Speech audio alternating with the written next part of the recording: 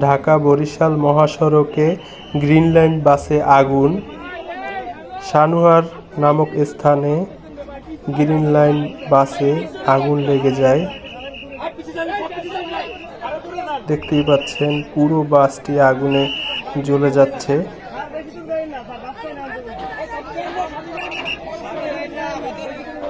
কি ভয়াবহ দুর্ঘটনা!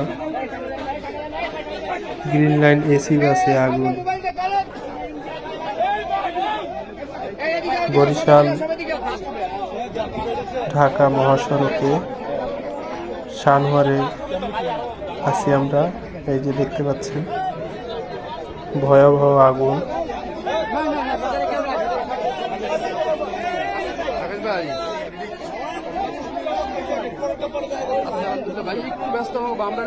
আল্লাহ সবাইকে রক্ষা করুন।